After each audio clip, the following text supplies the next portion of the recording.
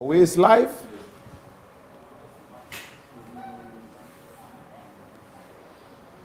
Unajua kuna mtu alipita na ile stand ya simu na roho inaniambia, hebu niangalie kwa macho. Kevo, mbona sasa Kevo anabina no stand anaenda kwa Kevo na kudance TikTok. Ile Kevo ni wa ring light. Ring light ikipotea. Kevo alikuwa nayo tao. Kevo ulikuwa nayo stand ya simu tao. No. Ulienda kupimisha kwa scrap. Okay, that's interesting. Wow. Sasa mimi hata sikusema nataka chai. Ama ni live. We? Sema ni chai na mandazi, chai na mandazi. Hamoni warembo wako hapa, mimi nakulanga pizza.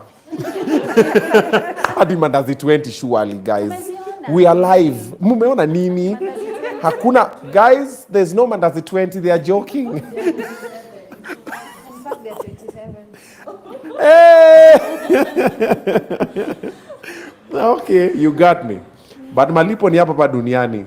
Yeah. Yeah, no one lives alive. Niko na nyinyi. I got you. I will pay back. Steve anafika lini? Grace K, umeongea na Steve Simple Boy? Umeongea na manager wake? Anasemaje? Oh, we are on eh. Haja change mind bado. Unajua bibi yake anaweza mwambia asikuje tena aseme ndo manake. Anakuja na bibi yake. Guys, this one is going to be one for the books. Steve Simple Boy is coming with the wife. Damn. Wow, okay, that's nice. But just for the record, si tume-invite Steve Simple Boy. Bibi yake ameji-invite. So mambo ikichemuka mseme, oh, Obinna na invite sijui couples. Ni Steve Simple Boy. Yeah. So then who else do we have? Oh, Baba Mziza is also coming. Well, also we are to have Nanio. Hata tumesawaje kumwambia Hashim. Yo. Yaona akiwa online atatuambia just those two. 4? What do you mean 4? Nani mwingine? Kadzo. Ay. Alafu nani tena? Kadzo is here. So next is Kadzo. Next is Baba Mzizas. Amefika. So Baba Mzizas, Barakja. Okay, so next we have Baba Mzizas, then Barak Jacuzzi, then Kadzo, then Steve Simple Boy. Nani tumfanye next week surely. Hata mimi kidogo. Me I want to sign a petition, guys. This is project lip balm. We. You can't reinvent the wheel. Hello? Yeah, this is project lipstick. This is project lip balm. Yeah, but yangu hata atusign ati signature mingi. Mimi ndo na sign alafu na petition into law. It's a dictatorship. There's no booking of more than 3 guests. So napiga moja na relax kidogo. Wait out. Why are you clapping? David, ampendi kazi, si ndio? Nani ameclap Kevo? Oh, ni umbu. Umbu unaclap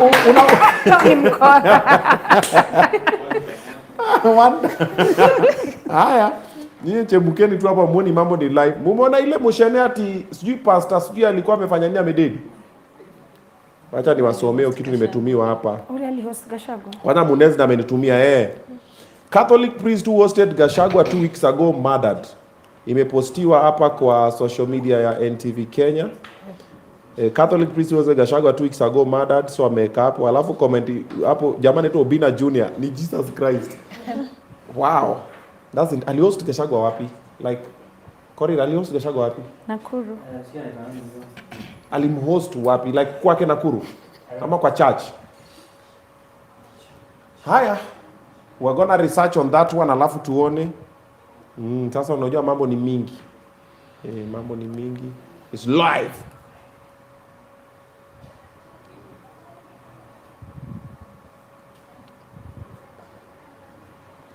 All right, Davido. Tuanze kazi. Kidogo tuone tuna watu wangapi hapa wamefika hapa sasa. All right. Watu wa Rwaka wako ndani. Masi Njoroge pia amefika pale, karibu sana. Na Bella nimekucheki. Luna Eve karibu sana. Maureen Kinywa welcome. Felicitas Mwende karibu kama kawaida. Robinson Chieng, akina Felicitas wanasema kuna kulala leo clearly man. Ken Mutua karibu sana. Katrina Obare welcome. Frida Kironko, Faith Ndeti, Olivia Shelagat, The Wangilas, Mili Ngaira karibu sana. Annabel Chepkoech karibu sana. Laura Osundo welcome. Mili Ngaira, nimecheki Dr. Mzuka karibu sana. Gladys Njeri pia nimekuona pale, welcome. Florence Ochanda welcome. Annabel Chepkoech karibu sana. Lilian Jelemba, Abuya Maureen welcome. Watu wa Wendani nimewacheki. Car Buffin and Spray karibu sana. Montez Sunrise welcome. Nu nimekucheki pia, you are in Oman welcome. Furaha Nzomo welcome. Karibu sana. Patrobas nimekucheki. Nation welcome. DJ Salo 254 karibu sana. Justus Kathambi pia amesema niaje. Eliza Kiru welcome. We have a decent number. Davido nipatie introduction tafadhali.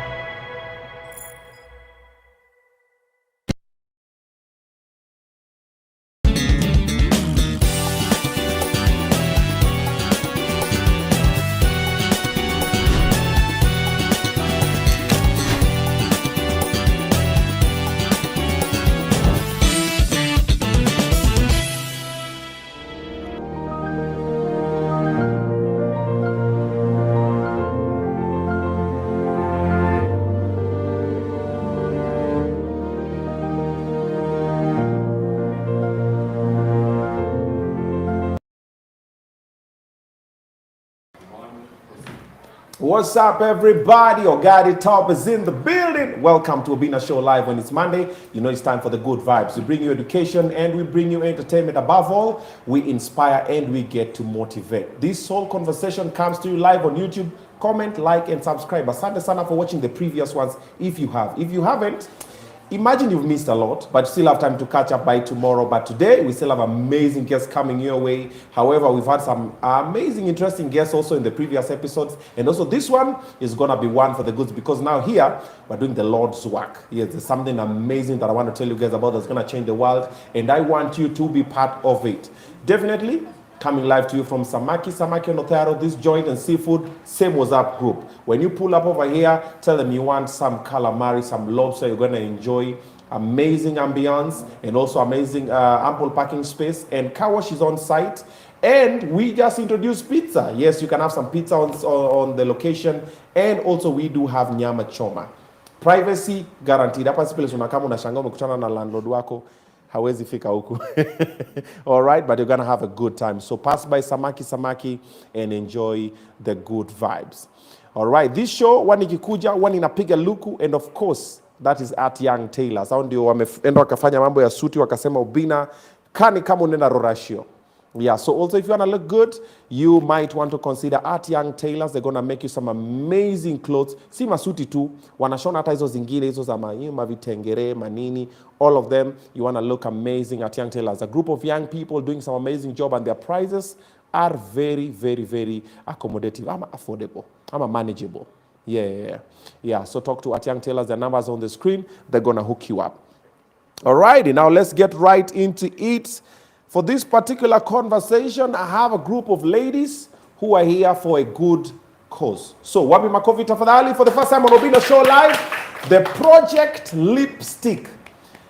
Hawajakuja kupaka lipstick. Yeah, so for the ones who are saying, Project Lipstick, kwani wanauza lipstick? No, it is not a lipstick brand or a lipstick line.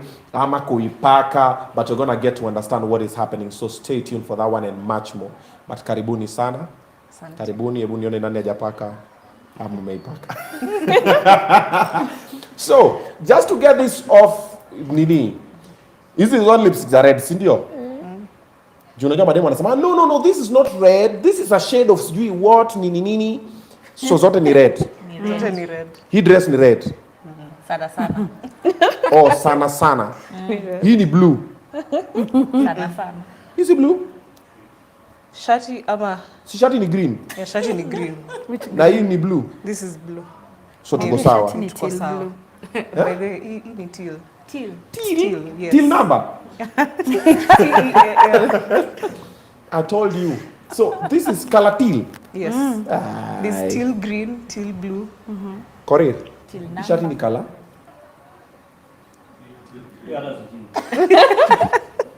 Ama it's still green. Hiyo ni green. Okay? Ile ni leopard. Wow. But iko na tiger pia. Ni leopard tiger.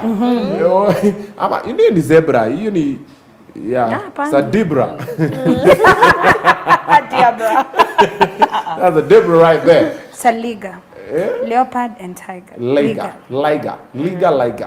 Okay. Alafu hiyo ni black. Hizo njuti ni purple, si ndio? Sana.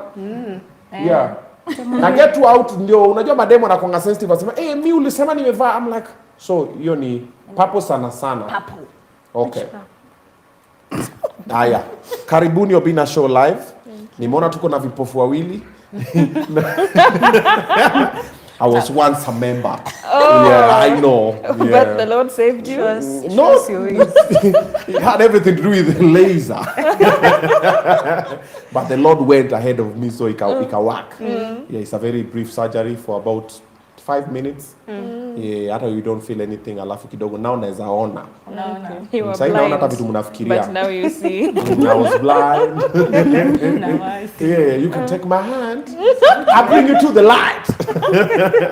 So karibuni sana. You look amazing. I know one person because I've met her before. But the rest of the crew kidogo, so tutaanza na introductions. So tuanze na mwenye nimemjua kwanza, alafu sasa utajulisha the rest, alafu ndio sasa pia mimi nijitambulishe, alafu tuanze sasa tujue ni Project Lipstick ni nini. Sawa. Okay. Naitwa Maureen Were. Okay. Najua Obinna tulikuwa pale tunauza. Yeah, mambo ni mingi. Nakumbuka. Ikatushinda, akaniacha akakuja huku, but really Maureen Were from Ogilvy Africa. Mimi ndo nimefikiria juu ya Project Red Lipstick, and the ladies here will introduce themselves. Swahili. Hata sijui. I think tunaongea tu ile lugha ina kama. Ni hata Kikamba. Kiluya, Kikamba. Hata Kikale, Kimasai, it's fine. Do the thing. Kwa majina anajulikana kama Njeri wa Megwe. Jen. Jerry. Jerry. Nimesema na Kikuyu. Si umesema tunaweza zungumza lugha yote? Mimi nasikia Jen. Jerry wa Megwe. Njeri. Yes. Njeri. Jerry wa Megwe. Mimi ni mkurugenzi mkuu wa shirika linaloitwa Usikimie. Usikimie ni shirika ambalo linafanya kazi ya kuzuia na kueneza na kutangazia jamii kuhusu dhulma za kijamii. In short, we work around areas of gender-based violence as well as femicide. Yeah, and we are part of Project Red Lipstick. My name is Cynthia Odongo. Umetuacha. Hata kutry. You know what happened at It's Radio okay. Jambo. It's okay. So my name is Cynthia Odongo. I'm an advocate of the High Court of Kenya and a legal consultant. I specialize in criminal law, and I have taken quite a number of cases on GPV. And yes, I'm very happy to be involved in this project. Okay. Yes. My name is Disi Obanda. I am a lawyer and legal consultant as well. My area of interest is access to justice, unboxing the law for communities. And I'm very happy to be a partner in this campaign. Okay. But are you guys happy to be here though? Because just talking about how happy you are because of the company and Tunataka China mandazi pia sisi, but oh wow. 27. DC. Disi unajua ni Mluya. Wacha nilale njaa. Wacha nilale njaa. Unajua Disi anasemanga. spread the mandazi. Oh wow.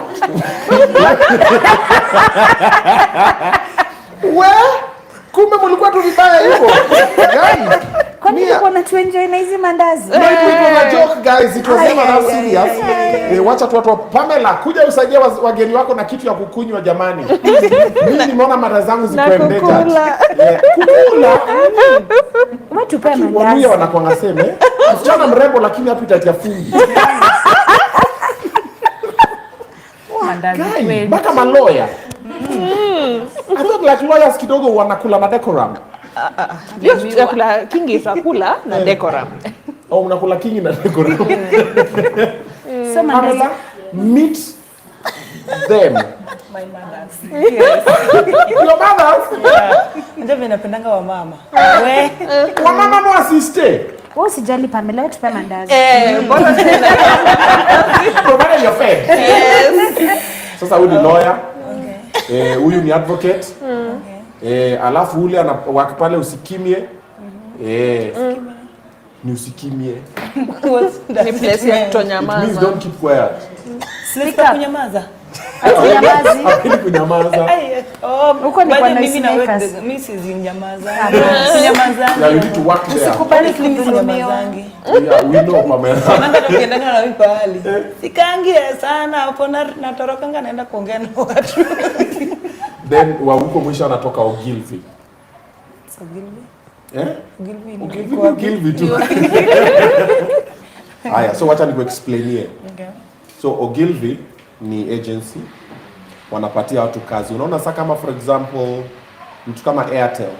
Okay. Wako na kazi. Sasa Ogilvy ndio wanaambia Airtel wanaambia Ogilvy tafute Obinna akuja dance juu ya hii lori, ambia watu wanunue watumie Airtel money. So Ogilvy ni hiyo agency. So Ogilvy ni kama Obinna TV Studios lakini sasa yenye imeomoka. Sasa kuna budgets alafu sasa because sasa tuna wakulima wadogo. Tunaona kina Katelo tunaambia. And then usikimie ni organization that inaambia watu that you need to speak out. Usikuwa unanyanyaswa na umenyamaza. Okay? So ni organization inaambia watu ni aje So ni kama nini? Inaitwa FGM mama. Sasa wanazongea juu ya FGM. Unajua FGM ni nini? Female monetize FG female genital mutilation. Ukeketaji wa wanawake. Ndio hiyo.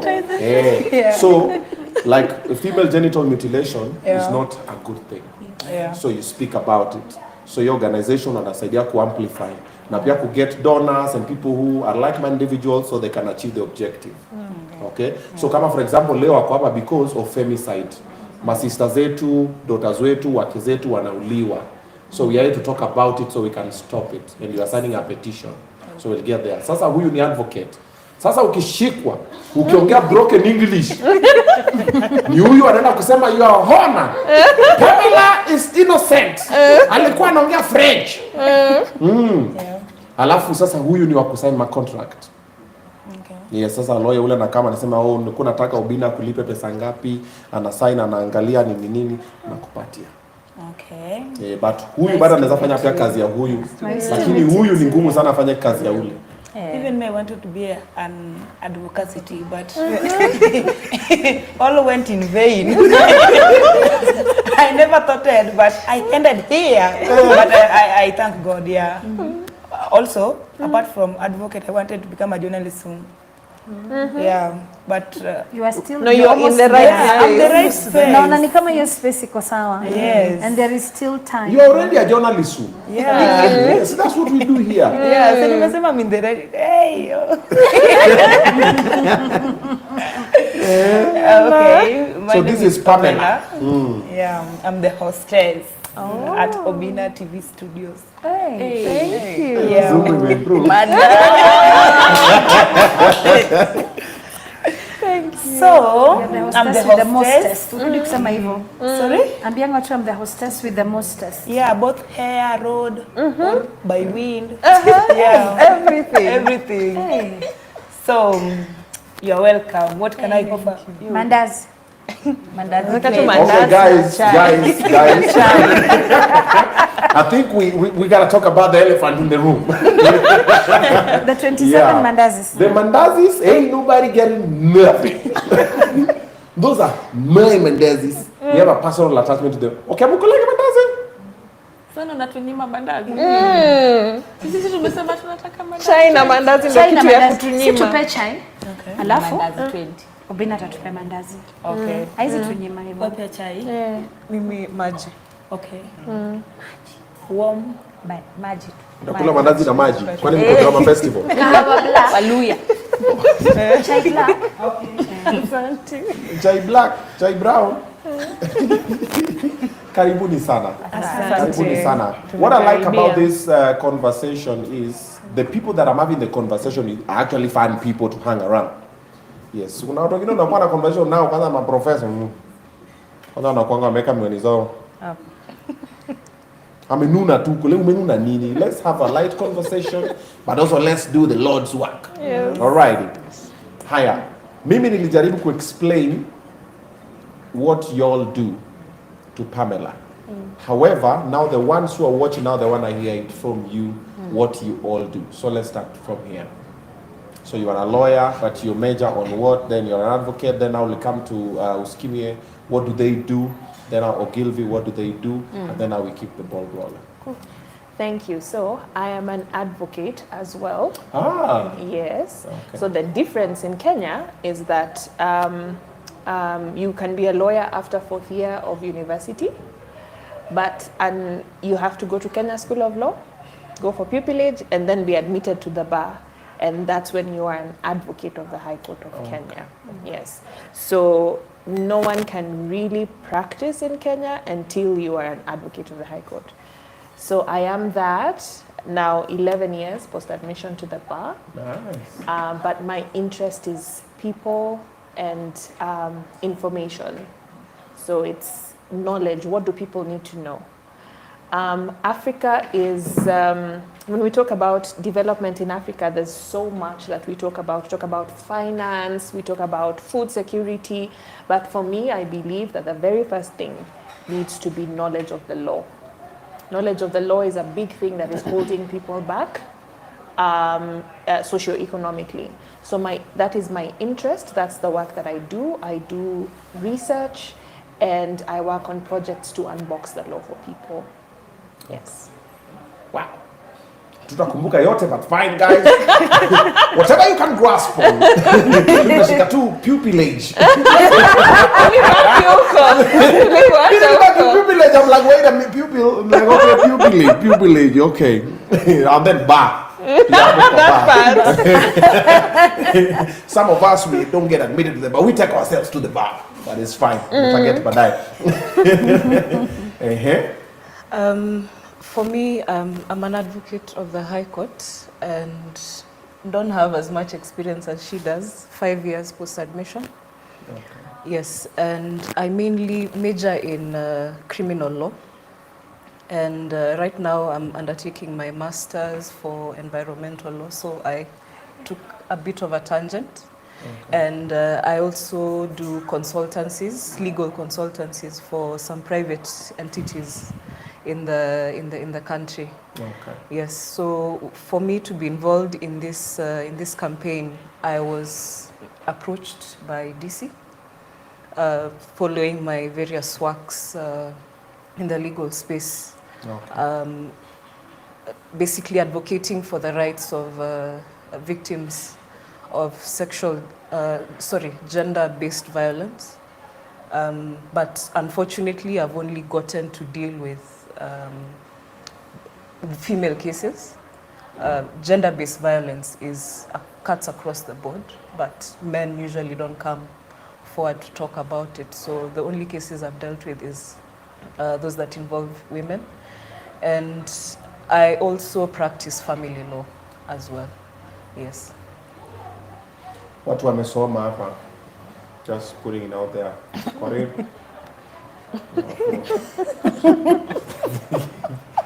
Oh, Obinna na host tuma TikTokers, mumeona? Sasa tuko criminal law, family law. Unajua kuna family law? Ama family law ni baba yako. Mama ni live. It's very interesting. Now, if you know you are a lady and you're watching this, don't touch that dial. This is a conversation you want to hear. And if you are a gentleman or you are a man, don't touch that dial. This is a conversation you want to be a part of. All right. Next lawyer. Hata mimi nimeshanga tu kaa wewe. So, Usikimye is an organization that works towards ending the prevalence of gender-based violence. In Kenya, gender-based violence shows up in so many ways. It shows up in what most people know, which is physical violence. It shows up as what we don't really talk about, which is, emotional violence, psychological violence, financial violence, and things like that. We mostly deal with the parts, physical violence, but we also provide a lot of therapy and counseling towards other victims. We also deal with the issue of FGM. We deal with issues of advocacy, where we speak about it. We are called Usikimye after all, so we speak up. We do advocacy. We tell the stories of people and what they are going through. But that is not what Usikimye is entirely about. We run safe houses. Safe houses are spaces where, for us, it's women and children who've gone through gender-based violence have a place they can run to when they've been affected by those issues. We run a feeding program in somewhere called Soweto, Kayole. Watu wa Sowe, Kayole, 1960, tunakuaga huko. Tunapeanga watoto chakula kila siku. Oh, wow. Yeah, so we give about 500 children food every day of the week.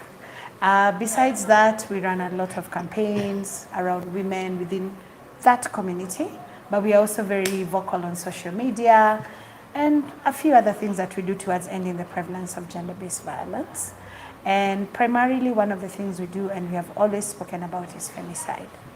The thing with Kenya is right now, a woman is being killed every 18 hours. Kila masaa 18 kuna mwanamke anauliwa kwa sababu ya GBV, na ndio ndiposa tuko hapa ni 18 hours. Every 18 hours? Yes. These are police statistics. Oh, wow. Yeah. That's bad. And hii si mauaji ambayo tunaongelelea. It's not just regular. If somebody came here at Obinna Studios and shot all of us, that's not femicide. Huwa tu ni mama ameuliwa, tumeuliwa tu, tulikuwa hapa tukauliwa. Very wrong example. No, I'm just giving it sawa. The status quo. All right, tukiwa huko nje. Holy Ghost fire. Tumekataa. Okay, but we Tukiwa huko nje and you get into an accident and you die, that is not femicide. Femicide is the intentional killing of women because they're women. So that's simple. And we will be explaining it further. Okay. Yeah. Tuko kwako. Mbona yangu ja explain? Bado Yangu jenda shule. Bado wana loads. Us lawyers. Me hapo umenishtua hapo kwa 18 every 18 hours. I'm like, wow, that's even more serious than I thought. Because most people actually came to know more about femicide. The last ordeal that has happened a few months ago, when now in Kenya there was a lot of it happening in Airbnbs, and then people were like, wait a minute, what's not happening? Even I saw the match went in town. Then when they went for the other one, they were tear gassed. I'm like, why are you tear gassing people? And they're just talking about stop killing us. Then you're okay. Nikam sana sema hii pilipili ni noma. Alafu sasa tena unaeka pilipili. Na shaka kwa pilipili na amsha alsas zangu. Then you add more. So I saw the story again. I was like, yo, did a video about it. So that is when more people started knowing about femicide. Kitambo watu walikuwa tu zile za this has been happening but si venye tuna. And then now also the ladies were also not very vocal about femicide. But now we are seeing the marches and everything, but before they were not as loud as they were happening. But unajua pia we have a lot of old people in our government and system who, what is making sense, they don't want to be part of. They want to be part of what is not making sense. So you see them like a femicide, anti-femicide march, they are not part of, they fold. Then police come in, you're like, why are you tear gassing? The cause is valid. Yes. But they're like, where people gathered, people were feared. Hey, wamekusanyika. Wanataka kusema nini? Hey, wanataka kuongea kudiusu. Yeah. But now is when now people are becoming more informed about it. Even myself, I'm like 18 hours. I didn't know that part. Me, I thought maybe 1 in a month, maybe, or 2 in a year. But kumbe it's more serious than that. Yeah. It's not even 24 hours. 18. Oh, wow. It's fine. We will circle back to that in a few. Okay. Finally. Tang. Hata mimi nilifanya law. Oh. Ukweli, I actually did. Then what happened? For 1 year nikashindwa. Unalala kitabu unaamka kitabu. So I'm a law school dropout. Oh, what a way to start. However, I work in advertising. So when tunatengeneza advertisements za Royco, Safaricom, zote mna dance, tunaambia mnunue airtime, mnunueni sabuni ya kufua. That's my job every day. My day job is to work with influencers and content creators. So that's how I know Obinna. He's one of the most influential ones in the landscape right now. So anatujenga na tunamjenga. This way, guys, this way you clap. One of my claps should go funny. Yeah, good. These are mosquitoes. They are killing mosquitoes. This the time. Yeah, so what we also do is we think about campaigns that change the society.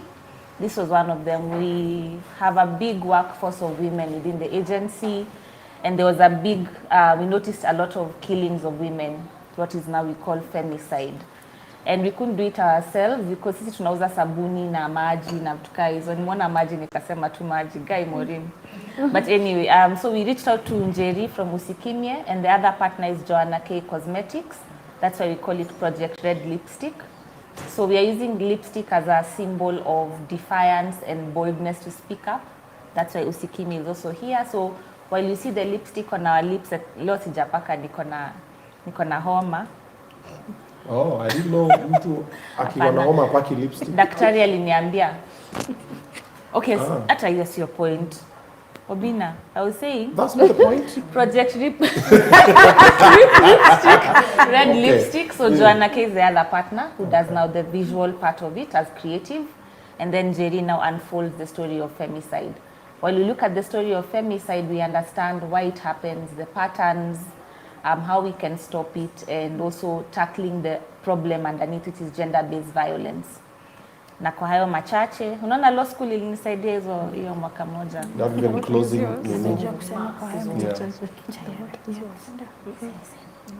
Mix order. Chai ni yako. Chai ni ya Mluya. Mandazi ni ya nani? Mandazi ni yetu si wote. Nilitisha chai ya black. You want sugar or honey? Wasi walitisha maji. Maji ni yako. Na mandazi ni yetu. Mandazi ni yetu sote.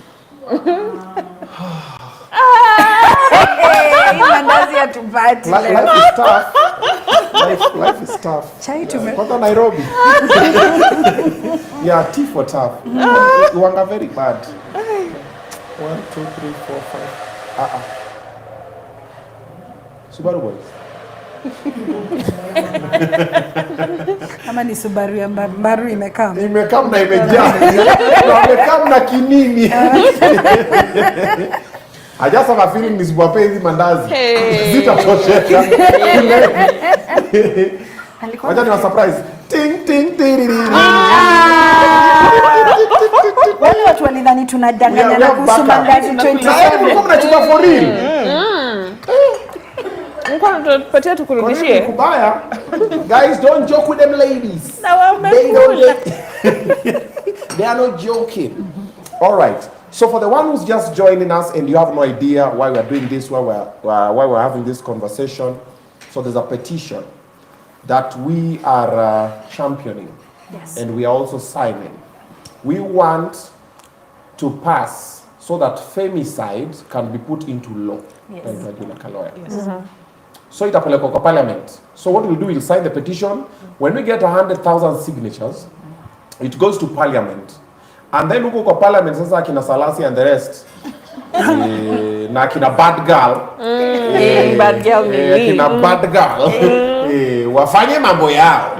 Then when it gets passed into law, so if you are found as a perpetrator of femicide, unafungwa maisha na mika. In fact, mweke tu unanyongwa. Kunyongwa bado iko. Kalia ile kiasi iko but so ni kunyongwa lakini unakaa huko mpaka unini.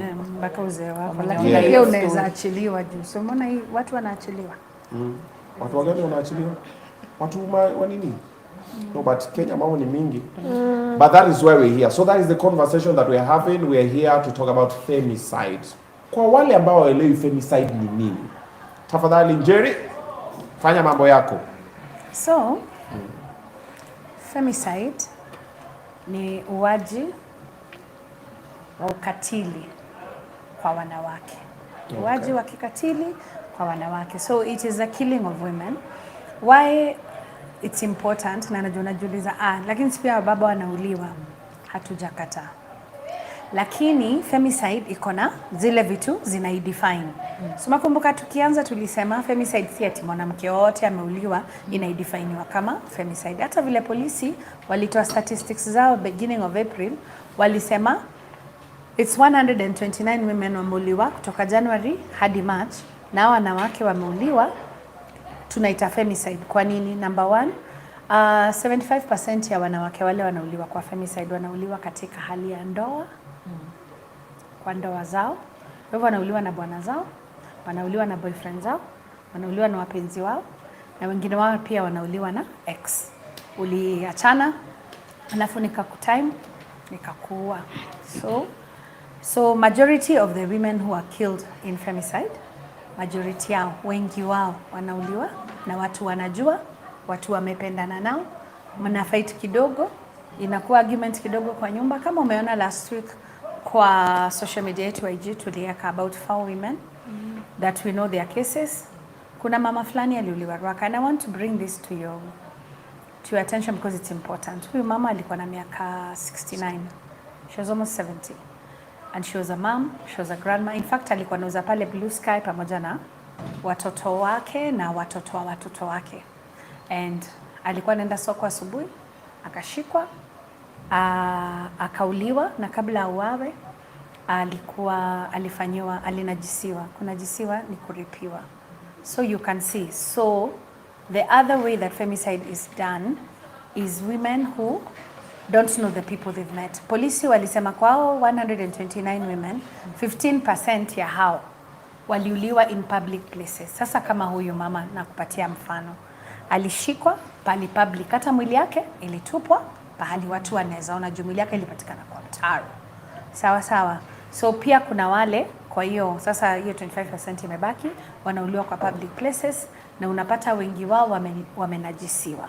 So they have been raped.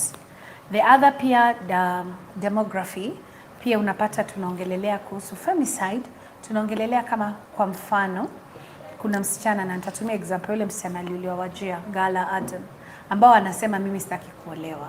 Na hata leo tulikuwa na kesi. Msichana amechapwa sana kwa sababu pia alikataa kuolewa. Kwa sababu ndoa ya you are young, forced marriage. Kuna mama hapo Kayole last week but one alikuwa na force her 17-year-old daughter to go and get married, and then wakaita huo mwanaume akakuja kwa nyumba, huo mwanaume akawaua both the mother and the daughter. I know you see these cases, but it's never occurred to you there is a pattern and that there is something going on that is deeper with these cases. So unapata the ability to say no, unauliwa. Uko kwa njia ukienda home, unapatana na mtu anakuchapa, na saa zingine anakuwa, na pia anakudhulumu hata katika hiyo hali. Nyingine pia, na tulikuwa na prosecutor Muranga the other on Friday was it? And nilikuwa namkumbusha kuna wanawake 4 waliuliwa Muranga. Na sababu yao wanawake waliuliwa, walichomwa. 4 of them walikuwa wanawake wazee, waliambiwa hao ni wachawi, na wakachomwa na wakauliwa. Sababu ya kifo chao ni nini? Si kwa sababu walikuwa wachawi. Mbona wakuwa wanaume?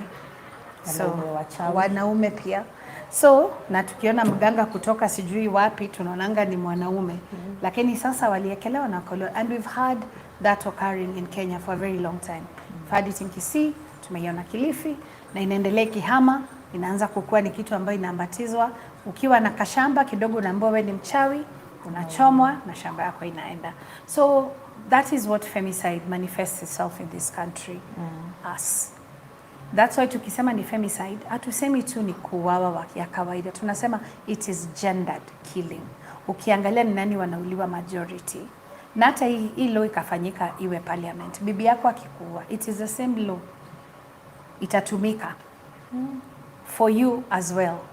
So when we are fighting and when we are advocating, what we are saying is every 18 hours kuna mwanamke atauliwa. So kutoka asubuhi vile ilifika 19 hours, I just want you to know that a woman has died in this country simply because she's a woman. And it is easy to kill women. And majority of these perpetrators are with us because majority yao hawajashikwa na hawashikwi. Hakuna mikakati ile ama kufuatilia ama kufanya nini ambayo inafanya washikwe, na ndiposa tunajaribu kusukuma tuone kama madada zetu wanaweza pata justice. Asante. Wow. There was also a story a few weeks ago about a lady in Eastleigh. You remember? The Somali lady was dismembered as well. Yeah. You remember the story? Yes. Yeah, that was also another. Then there was a lady for the lady was in the Airbnb. Ilikuwa relative wa Nipasa Kanyari. Scarlett Wahu. Yeah, Wahu, Rita Waeni alidanganyiliwa. Yeah, Rita Waeni. Oh, ni wa last year. Mimi nakwambia wa this year. Nakwambia wa last week. Wale wote nimemention waliuliwa last week. Hata this week niko na kesi already 3. Na unasema ukikula mandazi. It's fine. I'm just kidding. Nimeamka asubuhi nikaingia ofisi nikapatana na kesi 3 already kwa desk. Hata sijadili nazo. Because I was like, imagine sina nguvu. Last week was bad. Okay. Tukifunga wiki tulikuwa na kesi. Tulisimamisha hata funeral kwa sababu bwana aliua bibi na kaile haraka mzike kabla watu wajue ni nini imefanyika. That was on Friday. Alikuwa anamzika Saturday. So sina nguvu. Ameua bibi Friday na mzika Saturday. Alikuwa anataka kumzika haraka. Ndio watu wa kina bibi wasijue ni nini imeendelea. Wow. Haya. I normally like to talk about why. Most people talk about what. Majority of people focus on what. Today is, what did Obinna do? Obinna do? Obinna. Iki Obinna. Nini. Most people focus on what. But I always tell people sometimes let's pause and come to why. The why will establish the what. The what will go to when and how and the whole shebang. So, you've dealt with this one a couple of times. You also mentioned criminal law. These are criminals that do this thing. Yes. You're also a lawyer. You've also been in this ecosystem. Why are we having a rise on this? Or has it been this way since? Is it now that it's more? For example, let me put it a bit into perspective. When our parents, when we were young, our parents, our grandparents, it was okay for your grandfather kulalisha grandmother yako chini na viboko. Yes, umetoka wapi saa hizi nini ng'ombe hazijafanya dada. Then when our parents came into the system, kidogo ikapungua, kidogo ikakuwa, hawezi mlalisha chini hivyo, but there was a bit of gender-based violence. Then now we came in. Then when we're coming into now, the system has changed the one for, hey, gender-based violence is not allowed, either from me to you and from you to me. Okay? However, now we are doing a twist kidogo. Now there's femicide. Now gender-based violence kidogo bado iko though is happening. There are people who are not talking about it, especially from the men's side. When they are beaten with their wives, the girlfriends, they don't talk about it because tutakuchekelea, tutafanya everything, we stigmatize it.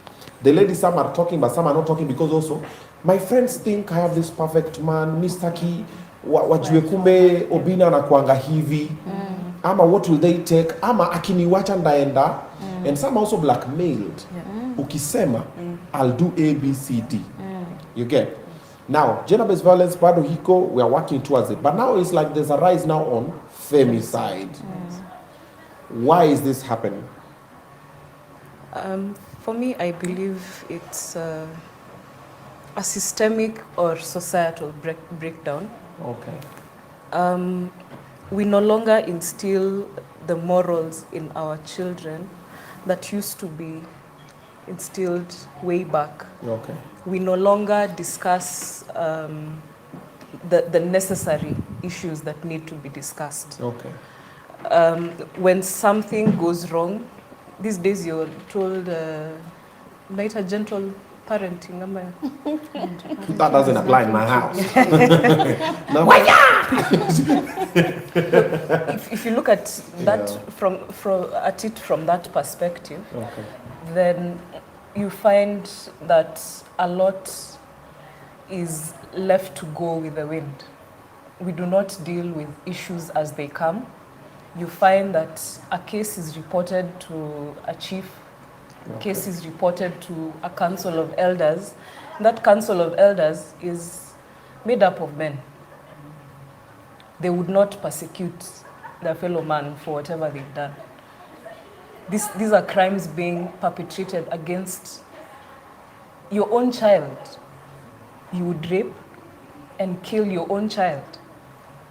And when you're brought to book, ni kufunikia tu. That is all that happens with these issues. Yeah. And another problem we have is not speaking out. Yeah. Like usikimie, I mean, you should not be enduring violence on a daily basis until you become a story on the news. If you need to talk to someone, I know most people would have a difficulty in leaving such relationships, and psychologists will tell you that there's some sort of attachment that a victim has to their the abuser. And unfortunately, this is happening quite a lot with young women especially. You'd be seated in an abusive relationship for years and years saying, he will change. Yeah. I am doing this for my children. And some people don't even know that he's doing it to the children as well. Raping his own daughters repeatedly. Some even get pregnant. And this is encouraged by our mothers. It is encouraged by society in general. So we have a problem with standing up for what is right. And I think that is where the loopholes come in addressing this issue. Because once we address that systemic breakdown, then we are able to identify that this is the path that we need to take. And with that, we are even guided by how we would word a sentencing provision, how we would word the crime itself, how we would define the crime itself if it was to become a law. Yes, so we need to be able to address these issues from the society, from our culture. And once we get to the root of that problem, then we'll be able to weed out the bad seeds from the society. To support Cynthia, yes, it is a cultural problem. It is a cultural issue. It is how we view women.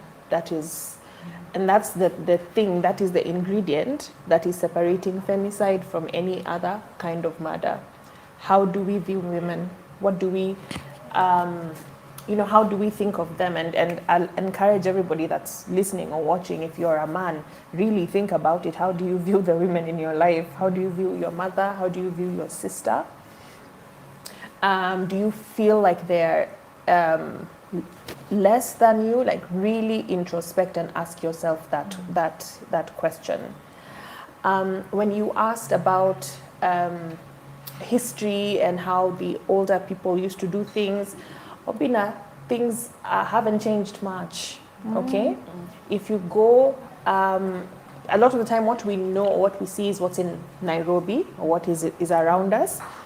But go to Kakamega, go to Vihiga, go to, those places, you will find that the misogyny, the way men think, and the way men view women is so, it's very in your face. It's more in your face than it would be in the city. Yeah? And it is something that is across community. You go and sit with church leaders. Church leaders live in the same community. They live in the same community. They are from the same tribe with the same traditions. Okay? So at what point do they use biblical law, or godly law versus their traditional law? You have it's a balance. You're like, okay, which lever, which gear do I move at which point in time? And at the end of the day, you'll find that you just end up being, mimi ni mluya, tulikuwa tunafanya hivi. You will continue doing that. That is the most primal thing that you have, right? So even before now, you layer the church law and the law of the land. Those are extra things. The first thing is who you are traditionally. Okay. But also, you will find a lot of the time that culture before Wabeberu protected women. Guys are red. Yes. Well read and researched. Yes. Sasa amekimbia. Before colonialists came, if you look at a lot of our culture, there was a system, there was a way to support women. There was respect for women, right? But it is in the erosion of that culture then bring religion and then bring secular law. Things have just gotten mixed in all of that. Because traditionally, yes, the man was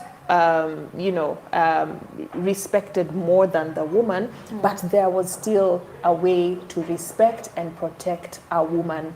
You wouldn't just go and kill a woman and it meant nothing. The whole community, in some cases, would pay the price for that dead person. So it is along the way that things have really, really gotten eroded until we are at this point. So when you ask about the why, it's years of, and culture is a moving thing. So Kenyan culture today is affected by a lot of things. It's affected by politics. Yeah. It is affected by who are our leaders. It's affected by who our president is. Yeah? All of those things come together to dictate what Kenyan culture is. Okay. So Kenyan culture right now is a culture of impunity. Yeah? It's the fact that I can do things and not be held to account for those things. There's a lot of anger, rage. The economy is bad. There is so many things that are just, sort of boiling over. And whatever it is, there is no excuse for where we are right now. So with this particular campaign, we are asking that the law intervenes to regulate culture. That's what we are asking. We are saying, yes, it is a cultural problem, but we have seen, along the way over time, there's law, there's criminal law criminalizing witchcraft, for instance, right? So why can't we have law criminalizing this actual thing, femicide? And it is not that there is no law on murder. There is law on murder. But what we are asking is that there is a specific provision in the penal code, which is the piece of legislation where sort of crimes sit, in Kenya. We are asking for a particular provision that criminalizes femicide. There are different kinds of homicide. There's murder, manslaughter. There are many different things. Yeah. There's genocide internationally, which has been defined very particularly. So we are asking that femicide is added to this. And why it is, we're not asking for anything out of the blue. The Constitution of Kenya says very clearly that women, persons with disability, children are protected, vulnerable groups. So this is not something new that we are asking, create something new for us. The Constitution has already said, our Kenyan women, you're vulnerable, we need to protect you. So now what we are asking is, let's take it beyond the Constitution and create the particular law that protects this vulnerable group. Yeah. All right. You want to add something? I think so. Okay, sema kutoka. Acha niseme nitoke. Yes. We also have the Kenyan culture, the social culture. Okay. Kama kula fair. The source of kula fair is actually a femicide story. A woman was actually killed because Ivy Wangeshi, because she rejected a man after he sent her money she did not want or need or ask for. Kijana kakasirika akatoka Thika mpaka shule and killed her. Now in our current culture in Kenya tunatumia hiyo hashtag sana. Mi mtu hizi kula fair yangu. Mi siwezi tumia dem nini na nisi get kitu nataka. Siwezi peleka dem drinks for free. Like there's an entitlement to the female reality. Madem unaelewa. Like you're even scared for a man to buy you a drink in a bar, car to beste, because you don't know where it will go. And if you say no, your rights are revoked. Utauliwa, utachapwa, utarepiwa, anything happens to you. We sit in bars. Me, sometimes I like to go out with my friends, but lazima kuwe na designated sober babe. Tuenda sisi wote nitambia disiwe ulewi. We kunywa Del Monte mpaka asubuhi, sisi tutalewa. So that nothing else happens to us. Mmoja wetu akilewa sana juu amefurahi asibebwe na msee. Because you don't know what happens to them when that happens. We send our children to school. Me, I have a daughter, tunawapeleka shule. I have to tell my daughter, wear stockings. Like, people are looking at your legs. Why are they looking at her legs? Anaenda shule kusoma. But there's an entitlement to the female form. Hata hapa tukitembea tu saini, toke Obinna tuende hapo nje sasa uone. Utembee ile side, tembee side, mimi ndo ndafuatwa. Someone will just follow me, try to talk to me, nikikata hata wewe si mrembo, ataona vile meno zako zinafanya hivi. Ona vile unatoa upepo ukitembea, we'll be insulted, akisijui nimesema nini hiyo. But you get, tunatukanangwa, and it's become normalized. We've taught our sons. So sometimes you put your children in a playground na dem anateswa na watoto wadogo wavulana. They don't even know why they're being mean to the girl. But we've normalized our social culture to be, there's a problem with women and we should treat them a certain way. Hata trends tunatengeneza kama kula fair, we should kill it. Haifai kuwa kwa Twitter, haifai kuongea hivyo. Someone actually died for that to become a trend, and it was a woman. Okay. So, let me start the pot a little bit. Okay? But I want you to think with me with an open mind. It's just a conversation. And you all can be a little bit sensitive. All right? One guy known as Shafi Weru lost his job because of such a conversation. Okay? And the way things happened, we had a lot of mixed conversations about it. There's a group of people like, yes, you deserve to be fired because of this, and it was Shafi, it was DJ Joe and someone else. I've forgotten the name of that other gentleman. Neville. Yes. And there are people like, no, you guys have overreacted because of this and this. So this is what I mean. From the lady's perspective, okay, so that the other men can also understand. When femicide happens, it's normally a victim and the perpetrator, right? So, let's forget the ones for marriage. You're married, this guy's an abusive person or anything like that. You remember this Shafi Weru story, the one they were talking about? That lady did not lose her life, right? But I think she was pushed from a top floor something. 15th floor. 15th floor, which is terrible, should never happen to anybody, okay?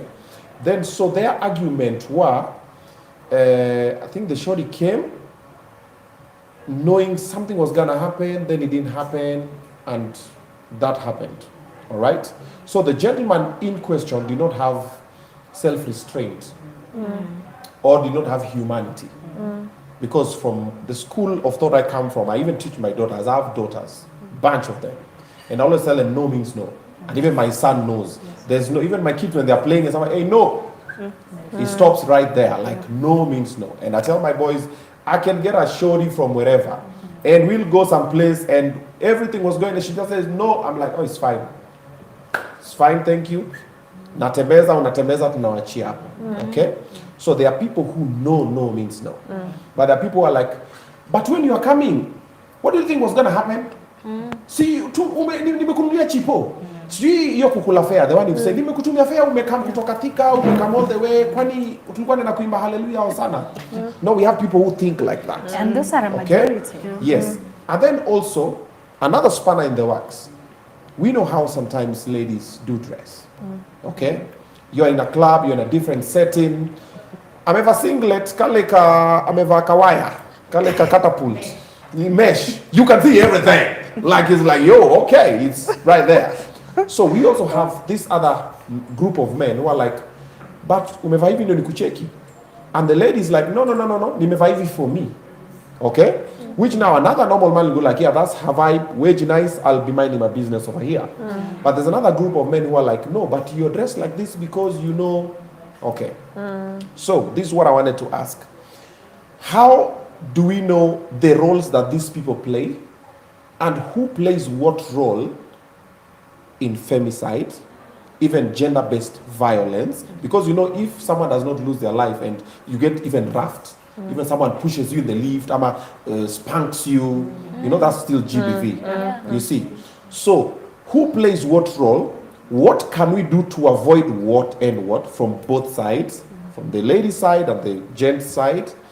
And then, what can we do to now change the culture? Now we make people start to understand. There's a time there was this hashtag for my dress, my choice. Remember? And it was very loud and people are like, no, wait a minute. Because also what work on a different information, different cultures, backgrounds, the way you say it, oh, our grandparents were doing. Then also even some of our mothers will go and tell their daughters, yo, dress like this. Vas katinafika hapa chini, wachana na booty short. But now the other guys are like, but it's my booty short, it's my body, it's my dress, it's my choice. So, how do we find the fine line between who's responsible for what? Okay? Because if you look at it, as much as myself or Korir, I'll have myself in order. Then this shorty pulls up over here, everything is everywhere. Okay? I'm having 1, 2, 3 drinks. Of course, now I'm not in my normal. This happens here. Okay? But if this didn't happen here, this might not happen here. But if I also had discipline, I would walk away. You get? Or when she said no, I would stop. Now you find someone has been abused or killed. Now I'm having a criminal case. Now I'm going to teacher. Yes, we're coming. Jerry's like, wait a minute, Obinna. Mimi nafanya mimi teacher huyu miguu ziko hivi. God damn, he's bad again. Yeah. So let me now sum it up, and then now you can respond your honors. Yes. So it was a similar situation that got Shafi Neville Nani fired and told all sort of things, and some people did not understand what was happening because they were like, we will say angeavoid kitu by kutokufanya hivi, and that is the blanket assumption that majority of men still have until now. They're like, but wewe mbona ume yes. And then some ladies are like, but si nilikuja lakini nilikuwa nimefikiria. So also some ladies are also banking on assumption, which is also not, ignorance is not a defense in the court of law, right? So no, mimi uliniambia nikam kwako sana ni usiku, but mimi nilikuwa nimekam because mimi nilikuwa nafikiria na kam kuchill. So like, hey, you come on man, uko 25, uko 27, wewe si mtoi. So how do we know the fine line? Who's responsible for what? And then how do we change it? No. Wait. So that nilikuwa nimekansoliwa. Ngoja kidogo. Nikuje nani? Kula mandani. Unakuja host. Because I feel like I'm coming. Mimi nilikuwa desk ya kwanza. Okay. Wacha nitakuachia pako utajiri. Wacha mimi nianze na kitu. In this country, okay, tuko na shida. Shida ni number 1 ni entitlement. Okay. That you feel like you're entitled to me, to my body. and that my no is not no. Okay. My It's a no maybe. to you could be a maybe. My no could be a yes. My no is I can convince you to say yes. But that's not even where I want to go first. Go there. Go there. Nataka kuenda there. Go. Because as we talk about this thing, when we say alikuwa amevaa hivi, what we are saying, we are blaming the person for being how they were dressed, for you assaulting them. That's where we start a problem. Do you know why? I tell people this because this makes me really angry. Okay. The youngest baby I have ever rescued was 4 days old. Okay? This baby was raped by her father. 4 days. 4 days. 4 days. Yes. She was 4 days old and she was raped by her father and she died. Now, in the court of law, how many 1-year-olds, 6 months old, do we know that have been raped? Very many. It is now normalized that you are scared of leaving your child with the father because the father will rape the child. Hiyo ni kawaida. Ukienda kwa koti ya GBV, utapata mtoto wa mwaka, mtoto wa miezi 6, mtoto. Do you know what else you will find in those courts? Watu wakina huyo baba alirape mtoto wakikuja kusupport mtu wao.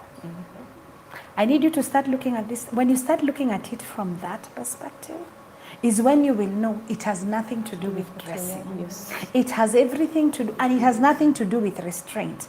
Because you will find, by the time ulikuwa unakuja kwa nyumba, mnachamamea. Because let me tell you, this woman with the 4-day-old baby was washing clothes outside. Left the baby. The baby cried. The man raped her. Alikuwa anafua nguo ama alikuwa anasha vyombo hapo nje. I don't remember what it was. But alikuwa nje ya nyumba. And that baby alisikia kilio ya mtoto. Unajua ile kilio unasikia mtoto something is wrong. Unakuja unapata bwana yako ameshika mtoto amepasuka. I also want to tell you that the oldest person I have held in this my hands was a 92-year-old woman. Do you know who raped her? Her son. He was also 45. He was raping his mom. His mom had dementia. But unajua watu wa dementia kuna saa wanakuwaga na ile wako na they're back to their mind. Alikuwa analia anasema mtoto wangu ananishikanga, but nobody believed her. Because his mom has dementia. And the whole village knew, because when I went to rescue her, niliuliza kwa kina mtu fulani, asimuli ushika mamake. The whole village knew. Nobody did a thing about it. Only her niece came to visit the shosho and found out, she's from abroad, akasikia when she was in her lucidity that mtoto wangu nishika, and she was concerned. And when she asked people, anasemanga hivyo, nobody cared. So we have a loss of care. In between the 4 days old to the 92-year-olds, I have held men who've been raped by men. I had the last case, we've had cases, but I'll also point out a case of a 51-year-old man who went to look for work in Malindi, and he was raped and left to die. They robbed him and raped him. Okay? Because even if a man is sodomized, it's also rape. Okay? In between all these people, we have little boys who've been raped. Yes. There have been little girls who've been raped. So it is not the adult woman that is the problem. Is that in this nation, as a day as far as, remember niliwacha kwa meeting? Nikaenda kurescue ule mtoto. Now let me tell you how bad this is. Because this is not just about adults. It's also about mothers. In case you're thinking I'm leaving women out of this, no. An 11-year-old baby, 11-year-old girl, was being raped by her mother, her stepfather. Okay? Akaenda kaambia mamake, Mom, daddy ananishika. Do you know what the mother did? Alichemsha maji. Akachemka vizuri maji moto. Akachoma huo mtoto. Okay? Akamchoma hii area. Kwa nini alimchoma? Kwa sababu anashika bwana yake. Anamuibia bwana. I want you to know, your daughter. So in this country, we have normalized defiling children and then protecting the people who have defiled the children. Because one of the many cases I deal with, because I told you, one of the things that you all need to understand is that I see these things firsthand. Every day. Is if you came to our office on a given day, utasikia vitu, mtu, hawa walikuja wakaniambia, imagine Jerry, tufanya hivi tumitinge kwa ofisi yetu. Simply because kwa reception utasikia mama akisema, and it's like, you know, a 3-year-old has been, nakimbianga hii Nairobi, nakimbianga Ushago, nimekaa hapa, nimetoka kuonesha hiyo kesi ya Vihiga. While I was seated there, nikingoja kuingia hapa, nikawaonesha kesi. Huyu ni mtoto ameshikwa, Hedi amesema mtoto atolewe kwa shule yake, and this is a 11-year-old, amerepiwa na 2 20-year-olds. Headmaster amesema nini? Shida ni huyo mtoto. I want you to know the kind of attitude we have. And then this attitude translates into public. The fact that I can rape you na kuna palitapeleka. Now, the ones who are arrested, if they are arrested, because a lot of them are not arrested, I want you to know in this country, majority of perpetrators are not arrested, and some of them sit in big offices, some of them sit in parliament. Majority of us are just here walking. Wanashika mtoto, mnaenda kwa chief, mna exchange mbuzi, unasema utalipa school fees, mnasema there are so many ways in which these cases are solved. Huo msichana na grow up na hiyo, huo kijana na grow up hivyo, alikuwa ameshikwa, and we have so many problems. They're happening in church, they're happening in mosques, they're happening everywhere. Home is not safe, the streets are not safe. When you go to the bar, somebody will tell you ni umevaa. Well, let me tell you, who do we blame when rape has become so normalized in this country that we think it's okay? It is normal. When I was looking at the statistics that the ODPP sent, let me tell you this, the 298, the months of October, November, and the month before September, 298 were bestiality. This country, 9,000. Yani the cases zile zimefika kwa ODPP in 3 months. So what is the problem? We have a cultural problem. A cultural problem is, what is the problem? We are raping grandmothers. I just told you last week in Raqqa, 70-year-old woman raped and killed. Why? What did she do? What was she wearing? What was she wearing? Ilikuwa leso yake ndio ilikuwa mzuri You sana. know, somebody, we had a pictorial thing that said, this woman wearing a miniskirt said, maybe walinishika juu nilikuwa nimevaa. Mmeita nini? Slim. Mama mmeita nini? Mawaya. Mawaya. Hiyo nguo ya kush. Hiyo neti ya omena. Si ndio? Aliingia akasema, ma, me I deserved it because nilikuwa nimevaa ne? I deserved it. No, nasema, it's an example we gave. Akasema, maybe I deserved it juu nilikuwa nimevaa hivi. And then mama ule alikuwa amevaa buibui akamuuliza na mimi. But au wote wakiongelelea hivyo, ule mtoto alikuwa kwa kona na daipa akasema, mimi nilikuwa nimevaa nini? That is the question. Before we apportion blame, we need to start asking ourselves as a country, when and how did we get here? No one is safe, Obinna. So, not the men, not the boys, Jerry, not the girls, not the women. Back to the question that I'd set up. Not the animals. Not the animals. Who is responsible for what, where? And how do we change that? Now, who is responsible is... For what and where? Now, this is where I was coming to. I first wanted to show you the magnitude of the problem. Okay. Because the magnitude of the problem is not who is wearing what. The magnitude of the problem is, why are we raping people? Children, animals. What is the problem? That is the magnitude. That's where I was coming. We have a problem as a country that we need to address and stop hypocrisy. Because the first thing when you talk about sex, in this country, my Lord, my God, we all behave like ni kama tulipigwa photocopy hii country, hakuna mtu ulala na mtu mwingine. The hypocrisy that surrounds sex is the first thing we need to address. Once we address the hypocrisy, we also need to address why we feel it is okay to go around this country raping anyone and there are no consequences. You see, in order for femicide to come to where femicide is, because all these conversations goes back to femicide, is because of unchecked gender-based violence. Femicide is a culmination, it's the apex.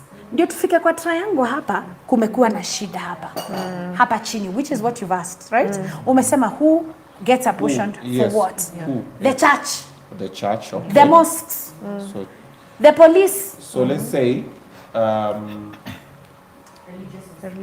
yeah, religious institutions. Number So one, that one will sum them. the government. Actually, number one is the government. One is the government. Number two, Uh-huh. us, Two. Uh-huh. schools. Why is it so hard to talk about gender-based? Why is it so hard to even talk about sex?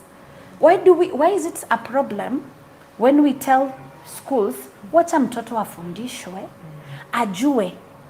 Ndio mtoto akikuja nyumbani, let me tell you, and I say this again, remember this is what I do. Okay. Sometimes unaendanga shule kuongea na watoto, si ndio? Unaona sikuja shule. So we talk to children. After that tunasema kwa uko na maswali lakini ulikuwa unaogopa kusema, tupate wapi? Hapa nje. My friend, watoto wanakuja nje. Mimi there's a day nakumbukanga there was 110 notes. Out of 110, those were the children we saw, both boys and girls. Out of 110, 58, and these were children between 10 to 13. 58, that is half the class, had incidents of being touched, being molested, being groped. Yani nilikuwa nasoma hizo vitu, my heart dropped. By their teachers. By their, yani mpaka unajiuliza kwa hii shule ni nani hata unaweza sema yuko sawa. These kids wanakuza ni sawa. Is it okay for my father nikipita na nishikanga matiti? Unajiuliza what? Ukisoma, I have those notes. I kept them. Because when I was reading them, my heart was like, which of these, and those are the ones who came sick. Unaona wale unaambia andikeni anonymous notes about a question you'd want to ask. I couldn't even respond to those questions because I was horrified. Neighbor yetu alinibaia pad. Alafu akaniambia nipitie kwake kesho. These are children who are asking you questions. And it was bad. Maid wetu amekuwa akinishika hivi mvulana. Do you start to see the problem? So I need us as a country to start examining our morals, to start examining how we treat children, to start examining ourselves are the problem. The problem starts with us. Yes. We are hypocrites.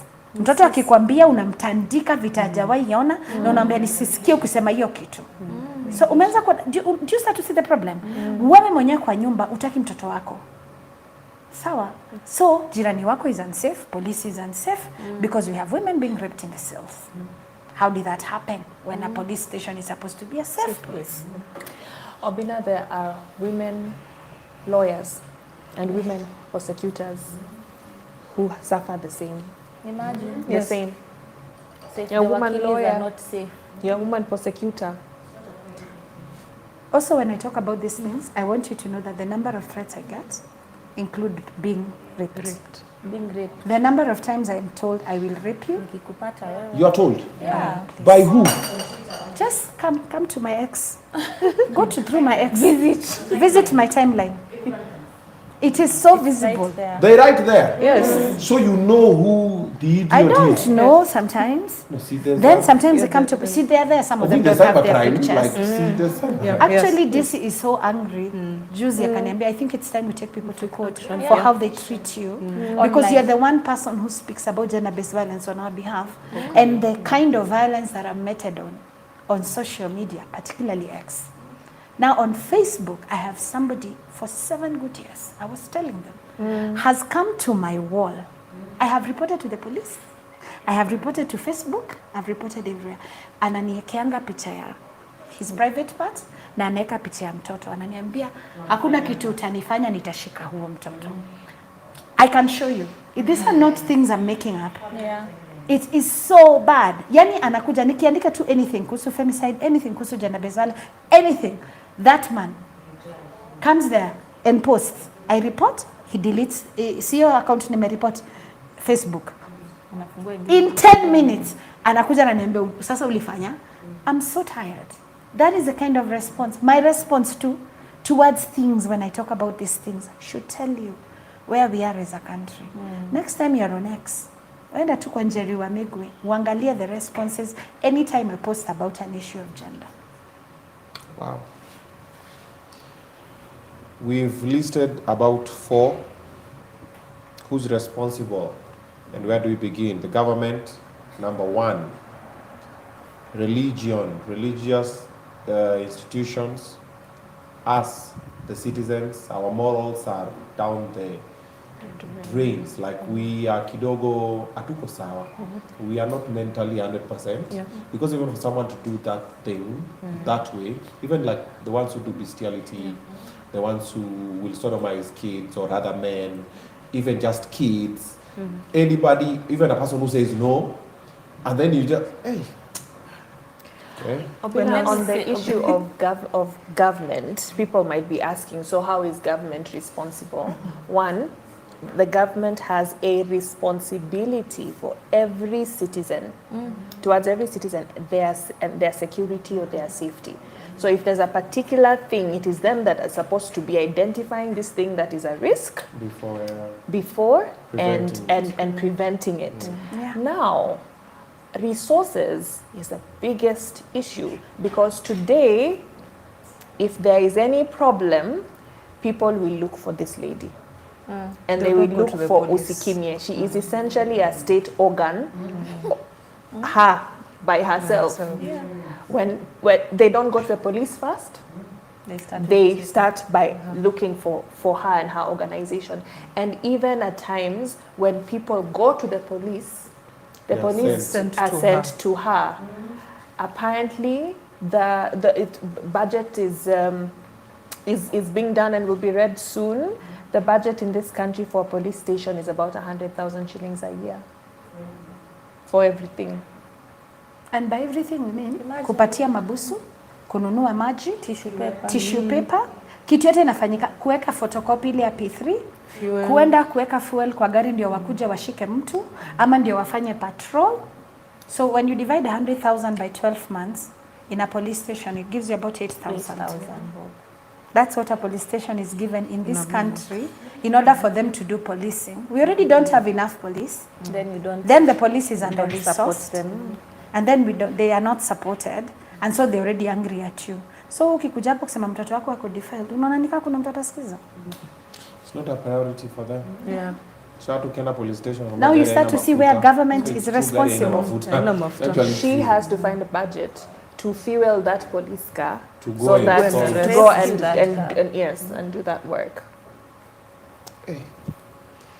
And it's all over the country, unfortunately. I'm called by everyone in this country from anywhere. I just showed, nimekoliwa wapi? Vihiga. I'm in Nairobi. Nimepigiwa Vihiga. Now somebody is asking me, Njeri, what do I do? Uko Vihiga? I don't even know Vihiga. Okay, I have been to Vihiga once to do a rescue for another child. There was a walk in town for femicide, and you got tear gassed. Yes, I did. What happened? Not Was just it tear the gas, I was panic? also beaten. Okay. So we had been given a permit, but you had tunakumbuka a ni ile permit? time. And also, just so that you know, in the Constitution of Kenya, we don't need a permit. We just need a notification so that the police can provide security for us. So wale watu walikuwa asubuhi, kwanza hao ndio walishikwa kwanza. So mimi nikiingia tao sikuwa hata na habari watu wameshikwa. So mimi nikaingia tao nikaanza stop femicide. We. Hapo ndio sasa ilikuwa kukimbizana na polisi. Alright? Walitukimbiza na mimi kwanza, by the time they were tear gassing and beating me, I was beaten in front of the Supreme Court. Yeah. I have pictures to show that. Nilipigiwa nje ya Supreme Court, the highest organ of this land of law. Hapo ndio nilitiagasiwa. Unajua, by the time ni realize nimetiagasiwa, najaribu kusimama, nilisikia tu huku kwa mgongo boots nini. Yani I didn't even understand what was happening. So yes, all we wanted was to bring into publicity that the government has not done anything. And then in that time tulichapwa, tukatiagasiwa. But the government said the next, after 2-3 days, wakasema wako sorry na wakatransfer CS wa Central.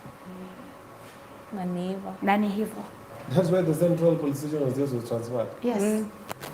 Because the whole world was like, how can you? These women are saying stop killing us, na nini mnawatia.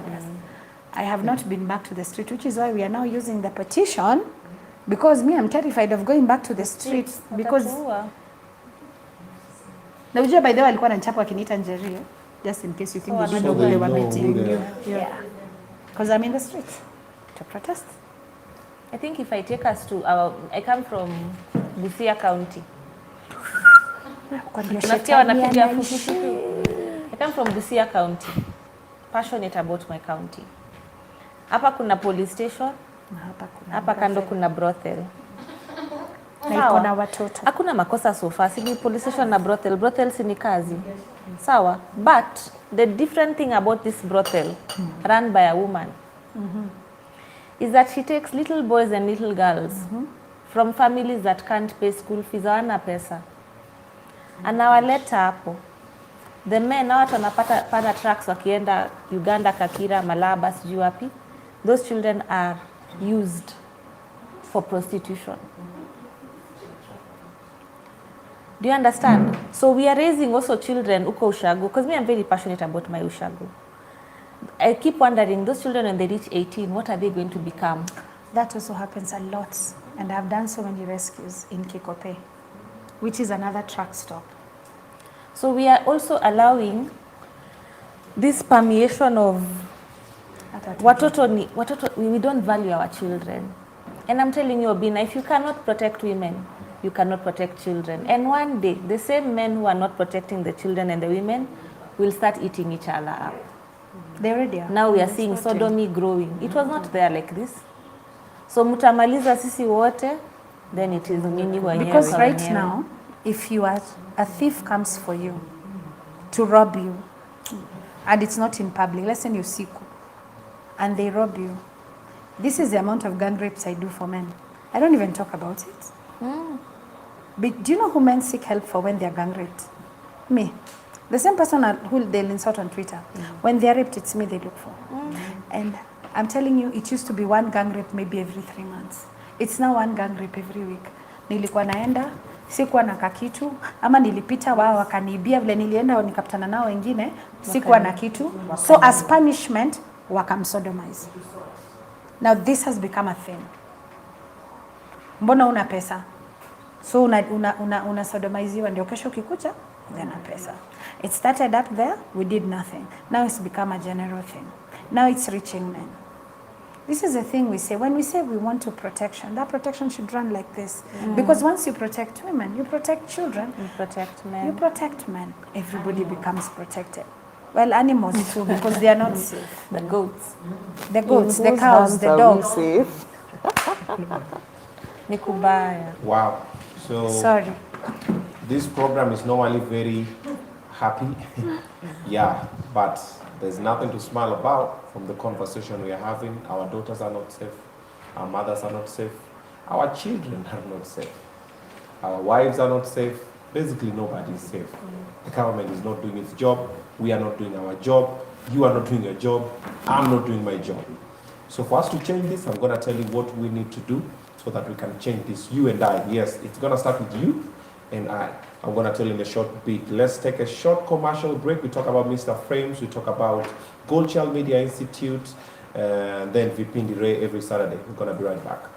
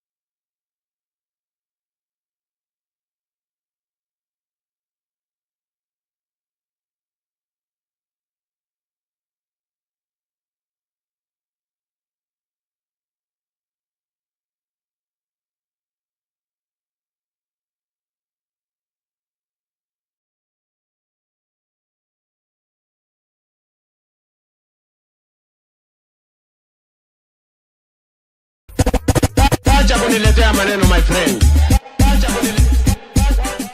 Chakula hedi ya meno ati namba gani? Leta coke bwana. Unajua mimi ni mtoto ya mauau. Wewe hii kelele mingi ya hapa na pale kwa mkono. Kama utakanyanga Meru after kufukuza CJ, si upite hiyo line. Si upite. Sasa hii maneno ya sasa nikipita utafanya nini? Nikipita Members, mnaonaje members? Mimi naambia kwamba moshi si mbaya. Moshi sasa ikishaenda huko juu sasa itakuja na mvua na watu sasa watapanda mahindi.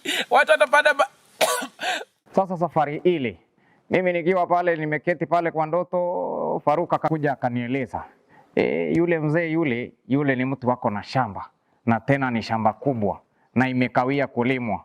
Sasa mimi nataka niulize nyinyi wangwana, hii mzee tukilima shamba yake hii iko shida kweli? We nani, wacha kuvuruta blanketi namna hiyo. Sio kama baridi inanifiga. Hapana, wewe sasa shida yako ni gani Tinga? Wewe unanifuata mpaka hapa. Kwa hivyo tunataka tuambie wewe rais, kitu ya kwanza kuja kila mtu ya hapa mlima ambaye unataka kuja kwa hiyo mkutano yako, patia yeye mchele kilo 2, unga kilo 2, mafuta kilo 2, chumvi kilo 1, sukari kilo 2, ili wawe kwanza wameshiba kabla wasikise uongo. Wewe umekaa pale, unaingia pale YouTube na unaona vipindi and have not subscribed my friend. Jambo kama hilo linaniumiza, linahuzunisha. So my friend, I'm calling upon all of you, my friend.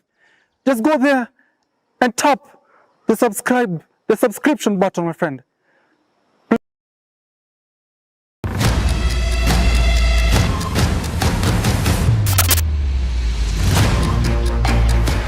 Welcome to Goldchild Media Institute, where talent meets opportunity. This is the place where your media dreams come alive. And guess what? We've got something for everyone. Do you love the camera? We offer videography and photography classes. Action! Shoot! Take. Jesus. Nimepiga nani picha. And for those who love music production, yes, we have the course. Mpaka wale wama chiki anguka sound and graphic design. And trust me, this is just the start. We offer so much more. Over here at Goldchild, it's all practical learning, no boring theory. Basically, here at Goldchild Media Institute, we prepare you with the real skills for you to thrive in the real world. At Goldchild, I feel like a pro already. Enroll today by dialing the number on the screen and find us in Nairobi, Development House 11.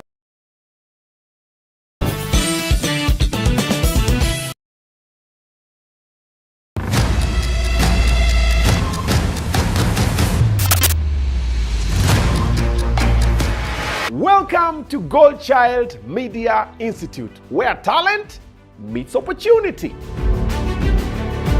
This is the place where your media dreams come alive. And guess what? We've got something for everyone. Do you love the camera? We offer videography and photography classes. Action! Shoot! Take. Jesus. Nimepiga nani picha. And for those who love music production, yes, we have the course. Mpaka wale wama chiki anguka sound and graphic design. And trust me, this is just the start. We offer so much more. Over here at Goldchild, it's all practical learning, no boring theory.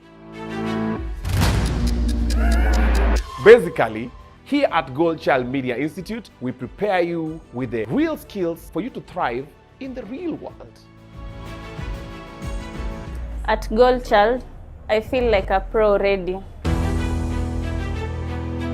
Enroll today by dialing the number on the screen and find us in Nairobi, Development House, 11th floor.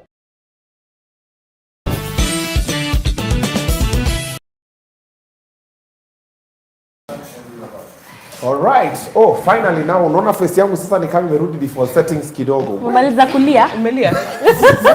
We are sorry. So things za kwanza kuficha white. Yeah. Okay, those stories wa kidogo, yeah. Mambo ni mingi. So, For the 1,000 of you streaming the live, you've heard the stories that are happening, and I'm sure Jerry has not even shared some of the graphic ones. Na pia hizo ameshare, amejaribu kucover vizuri sana. So, I want you guys to do one thing for me. There's a link that has been put over there. The video, you can pin that comment. I want you to sign that petition so that we can get this done once and for all. If the government is not doing it, we're going to do it for the government. Okay? Hatutangoja waseme, oh, nini, they are busy looting and doing whatever they're doing, whatever they do best. So si tupitishe hii, ingie pale ndani, and then tuambie ndio hii sasa. Tume cultivate, tukavuna, tukapika, ndio hii sasa. Mtafune tu.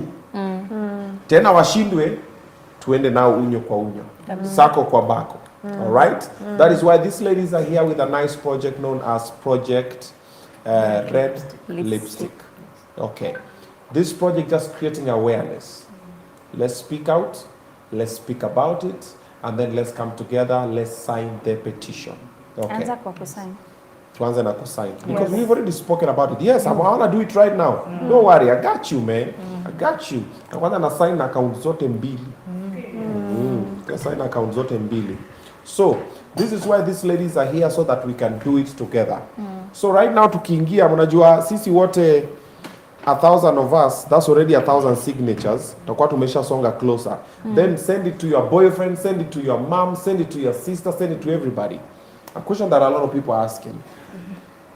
Wanaume pia wanaweza sign petition? No, hiyo ni story ya madem. Wacha madem waisort. Hapana. So wanaume tuko ndani. Yes. Very good. Haya, for the lawyer side. So what is the procedure? Tuna sign alafu? Okay, so first of all, we have not actually discussed what needs to be done. Okay. So this is what needs to be done. Okay. We need to identify the problem, which Jerry has ably spoken to. We have identified that problem.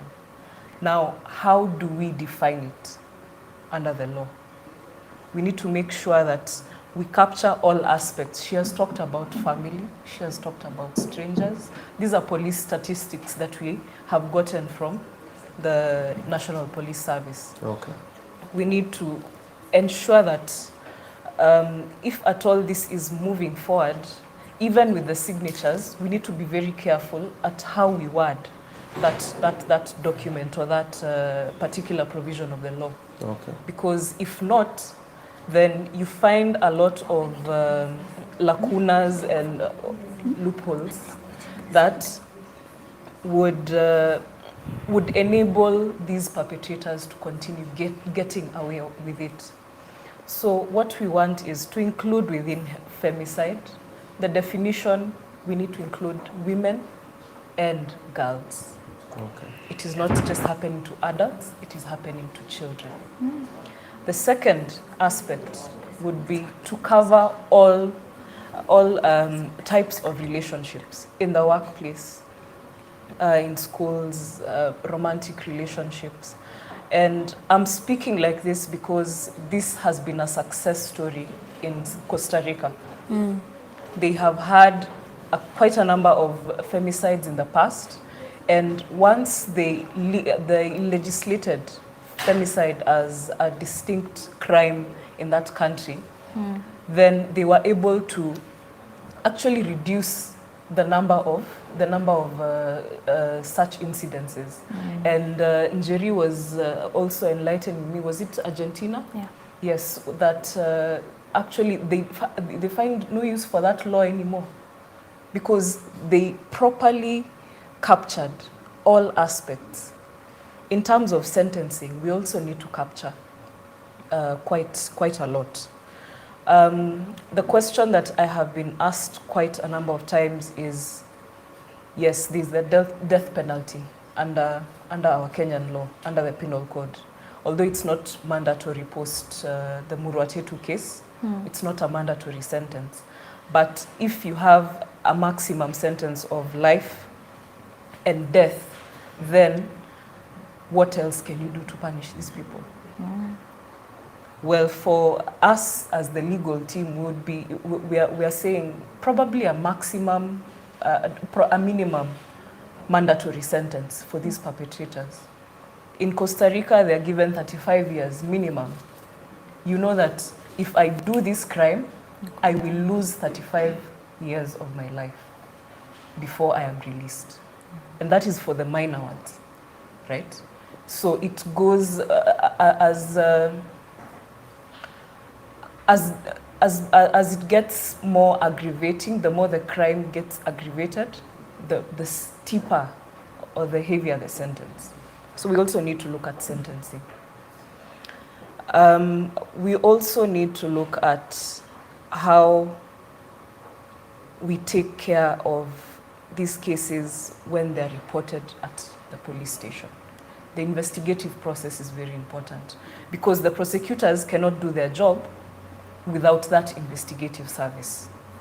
So we need some reform. We need reforms from all angles. We need legislative reform. We need policy reform. We need regulatory reform. So from that aspect, then you would be able to curb the rate at which femicide is occurring in Kenya. So once that is done, then we can say this project has been successful.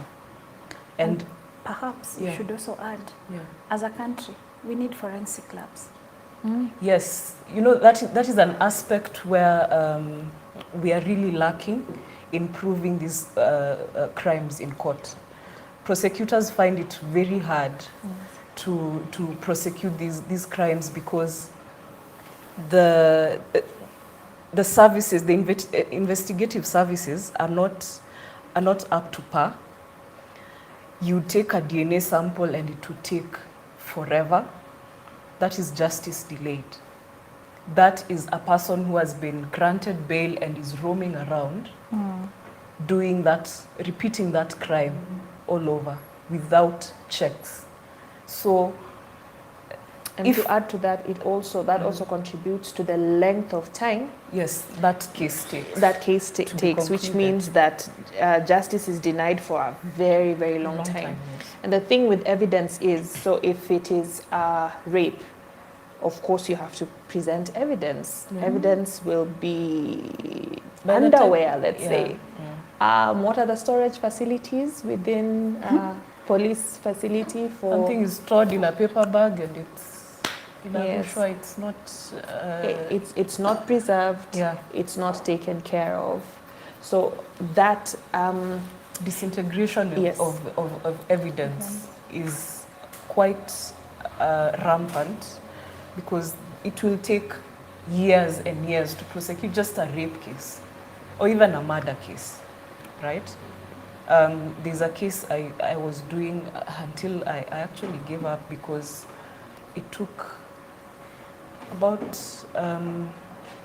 4 years to get 2 witnesses to the stand.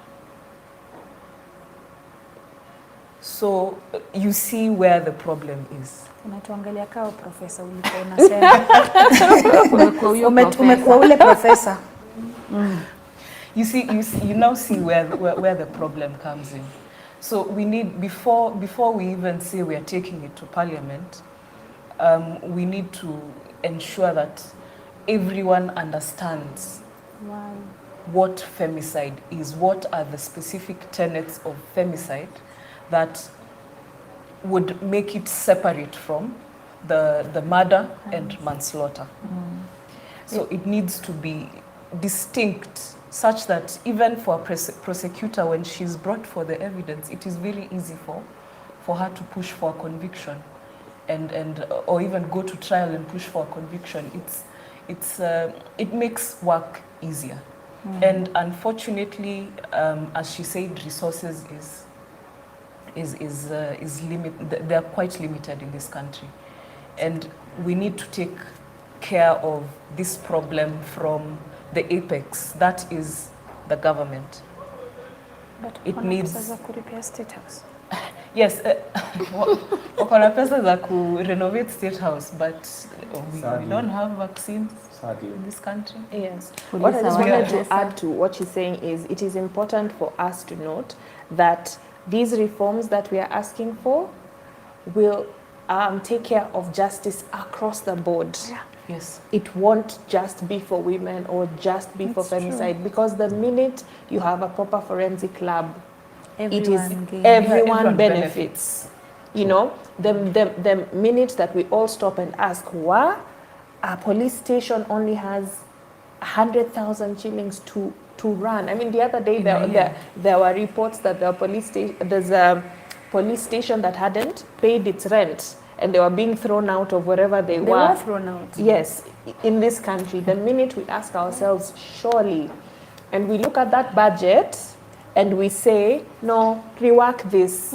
State House is okay the way it is. Give that budget to the police service, or give that budget to hospitals, or give that budget to schools. Yeah. Then we will be solving the problem for everybody. Yeah. So to answer your question, Obinna, now that I have laid that map,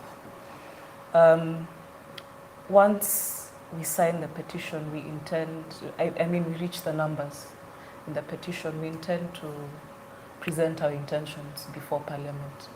Right now, there's actually a public participation going on, being run by the Ministry of, by the task force being led by Dr. Nancy Baraza. And it's been going on from Monday last week. It's ending on 28th of May. So we'll also call out everyone, especially those people in the comment section. Those comments you're putting there, please go to those centers that have been that have been displayed on that advert, and ensure that you take those views to the government. We are listening, they are listening. We have already identified that there is a problem. So please let them see that there is a systemic problem that we need to take care of. Don't leave those issues you're talking about in the comment section.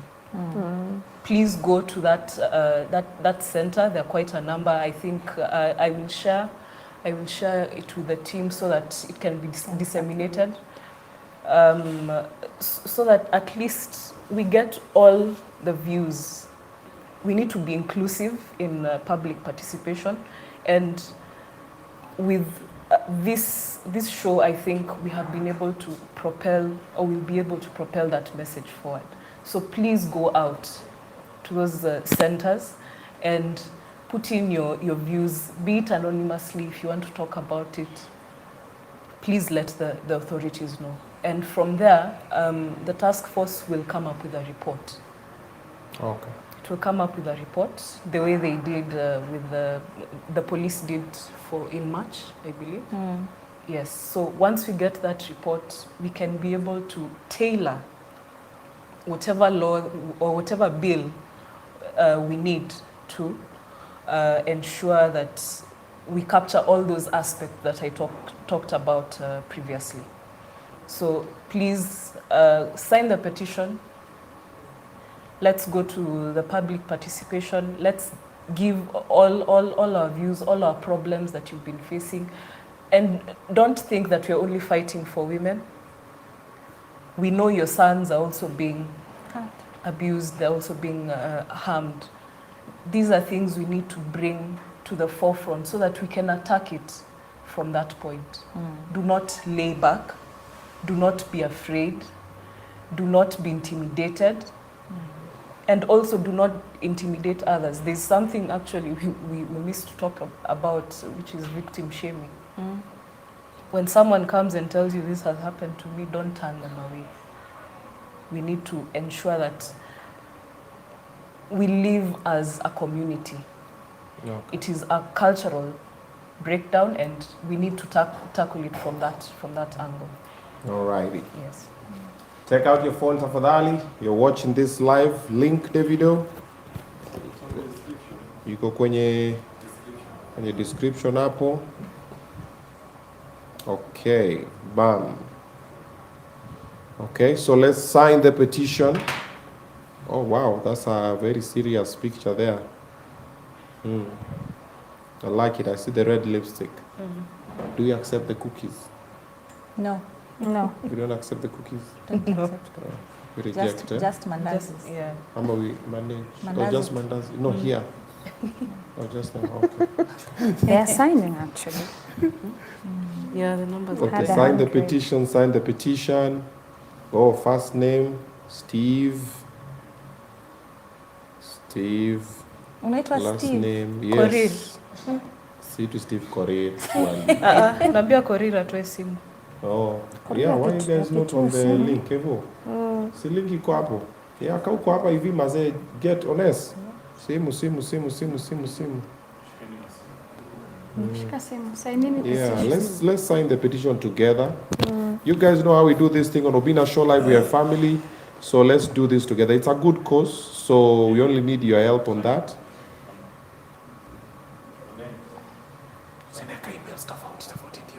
Yes. Kuna tumboli za mandazi tena, they are listening. Watu wasilipe. Yeah, no need to wasilipe. Nilisikia ati kuna so inafaa ilipwe mahali. Hapana, usisign, just share. Sign and share. Yeah. Unaona juu watu wanauliza. Sign petition. Hiyo pesa wekea mandazi. Can you chip in 100 to get a petition? Okay. Yes, I'll chip to help reach petition goal. Okay, usinini, but simine zeka tu so. It goes to them, to the petition people. Imeenda kwao. Si tunataka tu msign. Okay. Yeah. Freedom is free. No, I'll share instead. Share uko. Okay. So hapa kuna Facebook. Oh, so we can copy the link and then you just share to your friend. Send to your mom, your brother, your sister. Copy link. Caretaker, landlord. Tumia landlord afikirie ni rent. Au watu wamesema warudishwe so zao Aye imeenda. Ambie tumeshukuru sana, Mungu awabariki. Okay. There you go. Tuma kwa family group.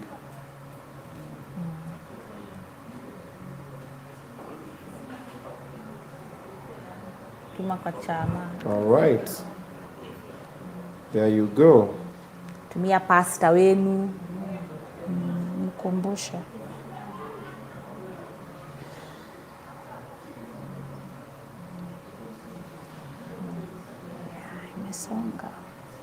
Haya. So if you've done so, asante sana. We really appreciate. Statecraft or business idea ticket. Onyi tulia. Sasa tuna discuss mambo serious. Mambo ya ticket tutapiga kwa the next conversation. Hii ni mambo serious. Hii tuko tu hapa, okay? Okay.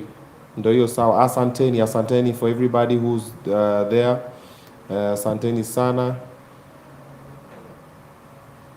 Msalimu mama wako.